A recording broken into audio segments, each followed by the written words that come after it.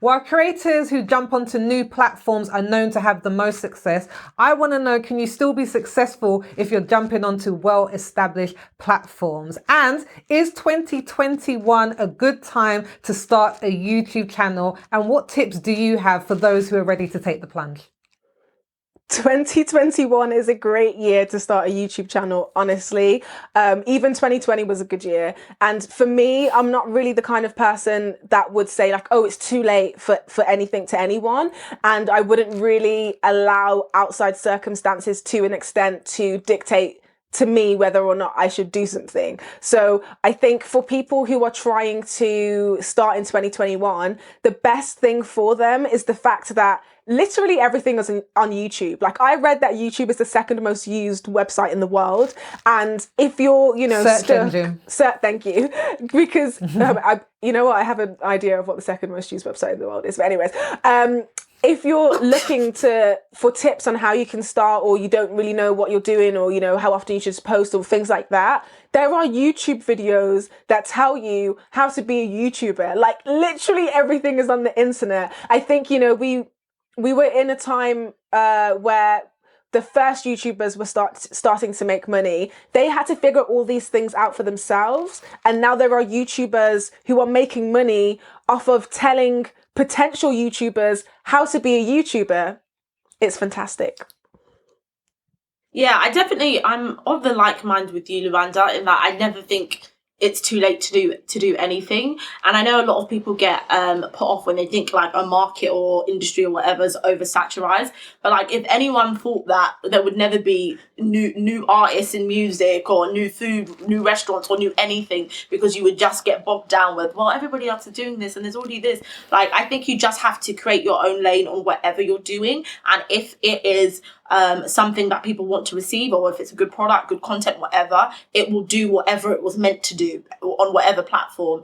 I think 2021, I guess 2021 is a good time to start a YouTube. Like, do what you want. I think it just depends on what you're going on YouTube to do. And I think you have to be very clear about what it is that you're going to do. I think obviously it's great to go on and try a lot of different things. But now I guess with YouTube, because it's the most used second most used search engine or whatever, people who go to watch YouTube videos, you usually kind of know what video it is that you want to see. And so what's really helpful is the content creator making very clear content on what exactly it is that you're receiving. So it's just making sure that you know what it is that you want to do, and then making that clear, and so your content is kind of clear for the receiver. That would be my only thought.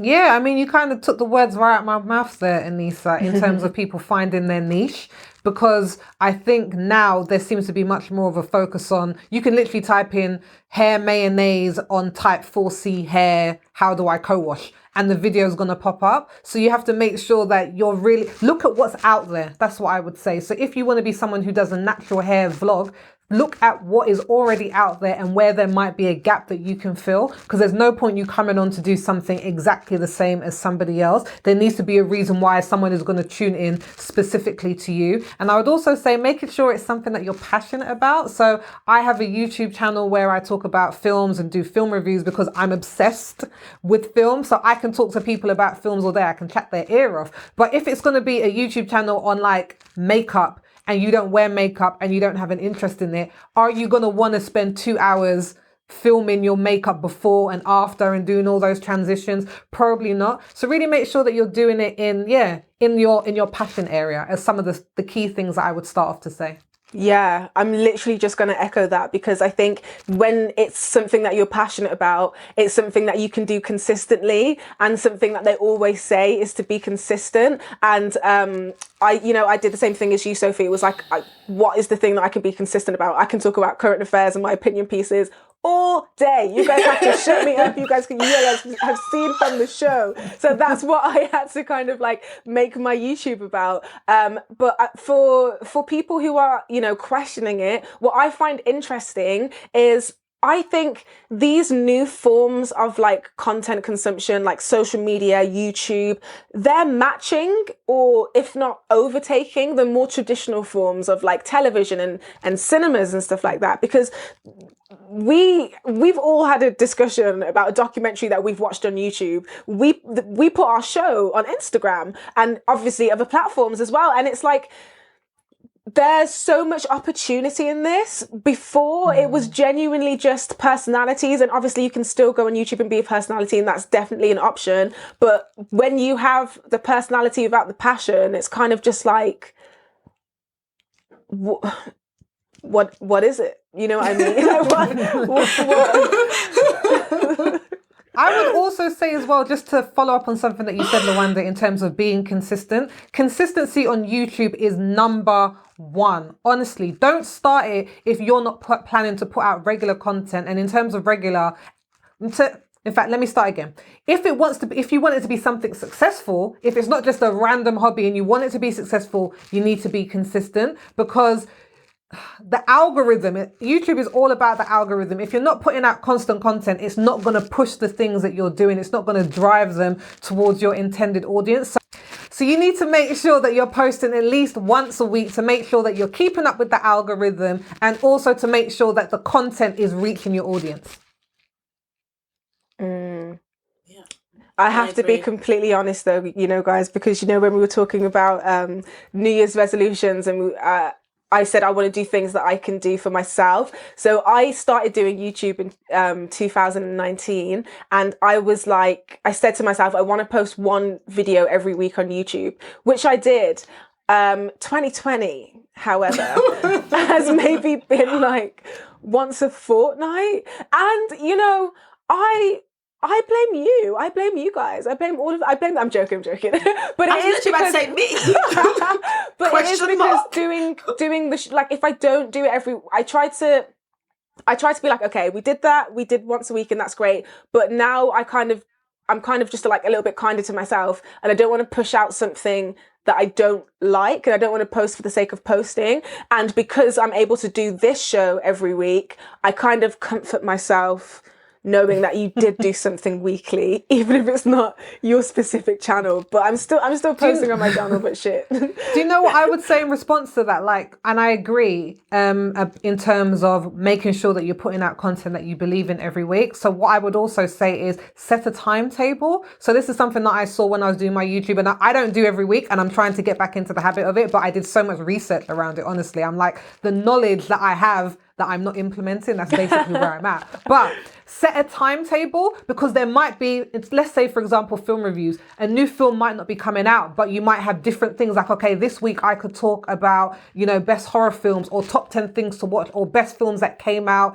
in the summer of 2020. So it's also good to set a timetable of various things that you can talk about, so that you're never left, one, without something that you're passionate to talk about, but also an empty week where you're not posting. And I would say also on YouTube, make sure you're tapping into other people who also do similar content to you, and start conversations with them. Like, start writing meaningful comments, making sure you've watched their video. So not something like, oh, great video, but interacting with what it is that they've said. And when you build those interactions, you'll find that other people start to gravitate also to your page, or maybe it might open up ways for you to start doing that cross-pollination and actually doing shows with other people, which is also going to build your brand. Like, YouTube is very much a science if you want to take it seriously, and you have to put in the work in order to get the results. I think that's something that I did really well in 2019. I actually was able to, you know, I guess I don't know if back catalog is the right word, but I was able to, you know, build up content so that I wasn't stressing week per week. It's like I knew what was going to go and I had things prepared, because I was just more prepared, and I was working so much as well in 2019 that I think the reason why I wanted to really do that is because I wanted to make sure I still had a creative outlet, because sometimes I feel like we can all get caught up being busy doing nothing. And that's why I said the thing about, like, you know, if there's one positive that comes out of 2020, it's that everyone had the moment to be still, because that's something that's taken away from us all the time. And so I think that's something I probably need to get back into, like figuring out what what doesn't have a time limit on basically what you were saying, Sophie, because it's like, okay, there doesn't need to be a new movie, because if you're passionate about films and you can talk about films for days, then you can talk about films from the 80s and people are still going to watch that because there's people on YouTube who watch films in the 80s. Do you know what I mean? There are lots of people that watch film from the 80s. Let me just make that very clear, there's people Luanda. who watch Before films you're in the reaching 80s for us 80s babies. and they all had milkmen. Exactly. Don't- Films please don't and finish milk. me. It was where it was at. Best decade Please ever. don't finish me. But I enjoyed that wording that you used, Luanda, about people being busy doing nothing, because I think you really can get tied up in doing nothing and procrastination. But this advice that you guys are saying are really touching me deep, because I, unfortunately, am one of those people. I basically should take my advice, because I'm a bit of a hypocrite. I would never say to anybody I do YouTube, or will say I have a YouTube channel, because I originally created my YouTube channel as a vehicle just to like put my things that I was doing, like presenter events, on there, so that when I had to submit show reels or something, I could say, here's a link to my video, blah blah blah. So it was all like privately listed things. It was nothing for it to be public. And then it was like, oh, I'm just doing this random fun thing. Oh, okay. And so it's like, so basically every couple months when I want to do something fun and random, I may put a video on YouTube, but I'm not pursuing it, and it's not something that I would say I even want to do or to really exist in that space. And I think if you want to also just do it so you can just post fun videos every once and again, you can, if you don't want to pursue it seriously. Yeah, I think definitely, and I think that's definitely the case, and that's why I was saying it really depends why you're getting on there. Yeah. And if you are serious about it, another thing for me would be to make sure you've got some good equipment. And I think technology has come so far, you don't need to have a separate DSLR camera, if you even know what that is. Like, you can do it with your iPhone, you can do it with your smartphone, and really use that. So making sure that you've got a good space, good sound, good camera, because so many people are on Instagram. So many people are on YouTube. If your video isn't at a certain quality, people are going to click off and look for something else, because now we're just trained to, it needs to be clear, it needs to have good sound. So you need to make sure those things are working for you as well. And I think you also need to be your own hype man. Like, know that you're going to have to promote your stuff. It's not going to stay just on YouTube and suddenly people are going to go there. Very few people are overnight successes on YouTube. You need to be in it for the long game, and really make sure that you're putting in that time and the effort and building community. Respond to every single comment that people have, because those people are probably going to return. Make sure that you're asking people to subscribe and like your videos. Like, you're having all these different cues, so you're really trying to drive traffic to your channel. My number one tip for someone trying to start YouTube is that not to get too pressed on having everything. Because for me, it's like I have the idea of the content that I want to create in my mind, and I'm like, I need a MacBook, I need a GoPro camera, and I need and all of these things. But actually, if your content is good, like the things that you're saying or, doing, depending on what you're deciding to do, if that's good, then it's going to work anyway. And obviously you should still think about things like having a stable camera and having good lighting, but you can literally shoot it on your iPhone. And a tip would be that in the settings of an iPhone camera, you can actually turn up the quality of your video. And this is something that I only figured out on accident the other week when I had an audition and they were like, can you film on your phone, but can you turn your settings to 4K? I was like, this is an option? I had no idea. So you can go in your settings and you can turn your camera quality up. Genius. My number one tip for someone who's looking to start YouTube in 2021 is to never stop hitting your audience with constant reminders, whether that's to subscribe, to like, to comment, to hit that notification bell, just because it drives engagement. So someone may have subscribed to your channel, but they don't like or they don't comment. Or you always in your videos have new audience members, and so you just want to make sure that they remember that to keep coming back to you. So always remind every single video, even though it might feel like you're just being so annoying every minute, be like, make sure you subscribe. It's just about reinforcing it so that you can increase your engagement. So I'd say in every single video, make sure you say subscribe, comment, like, hit that notification bell, and then just an extra, share the link with a friend. I think, I don't know if I've mentioned, my favorite phrase. Like, my favorite quote is feel the fear and do it anyway, but I've adapted it. Sometimes I need to feel the cringe and do it anyway. And like, it's, It's You know not. what? That's so true, Luanda. I love That's that, so Luanda. true. Like, she Yeah. has I have the routine, like when we do the Ethnically Speaking show and when I do my own videos on my YouTube channel, I have like, you know, the process of Facebook, Instagram, Twitter. I used to put it in my family group chat, but now they actually just watch my videos on their own accord. But it feels corny and it feels cringy to tell people to go and watch something that I've made, but feel the cringe and do it anyway, because I've had so many people who have privately messaged me and say something that I said have made them feel, you know, seen or something. And I'm like, I didn't even, and it'd be some random person that I didn't even know I was still Facebook friends with. Do you know what I mean? But it makes it, it actually makes a difference. And if you're able to, look at your analytics, you can actually see where most of your views are coming from. Because for me, I don't use Facebook as much as I use Instagram and Twitter, but most of my YouTube clicks come from Facebook because I think I just have that kind of the friends on there who are just in. I don't know. I actually don't know why. I actually don't. I don't. Yeah, I feel you so much, Luanda, because I think that was the thing that I was most scared about when I started my YouTube channel. Like, what are people going to think when I start doing these film reviews? Is anyone even going to watch? And my husband really had to talk me. I'd like to give me the extra confidence, like just do it.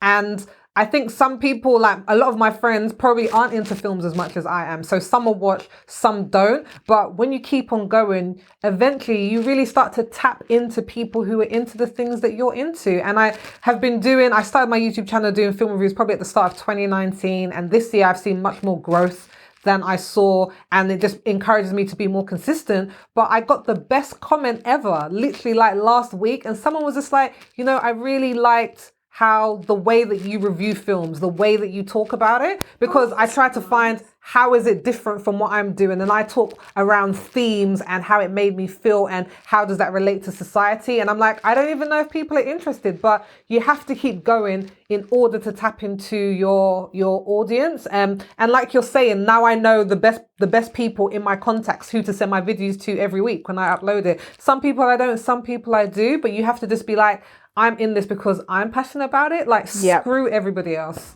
I agree.